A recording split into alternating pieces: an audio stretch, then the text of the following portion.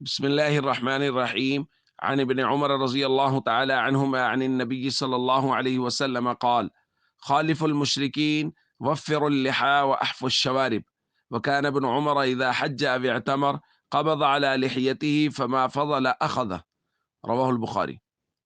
نبی کریم صلی اللہ علیہ وسلم نے ارشاد فرمایا، مشرکین کی مخالفت کرو، داڑھی کو بڑھاؤ، مونچھوں کو کاٹو۔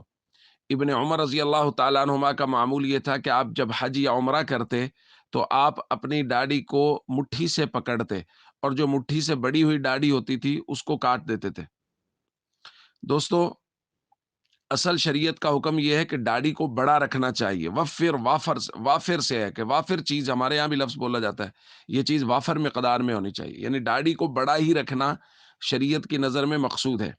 لیکن ابن عمر رضی اللہ تعالیٰ عنہما کے عمل سے معلوم ہو رہا ہے کہ اس کی ایک مقدار بھی ہے، یعنی ضروری ہے کہ داڑھی رکھی جائے، اور دوسری بات یہ ضروری ہے کہ کم از کم داڑھی ایک مشت رکھی جائے، ایک مٹھی سے کم داڑھی اگر کوئی رکھے ہوئے ہے اور یہ سمجھتا ہے کہ وہ شریعت کے حکم کے مطابق چل رہا ہے تو وہ بالکل اس کی خام خیالی ہے، وہ شریعت کے حکم کے مطابق نہیں چل رہا، وہ نفس کی پیروی کر رہا ہے، اپنے دل کی مان رہا ہے، شریعت کی نہیں مان رہا۔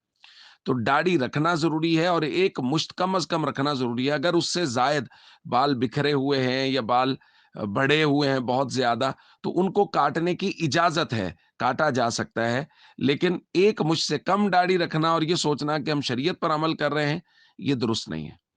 السلام علیکم ورحمۃ اللہ وبرکاتہ۔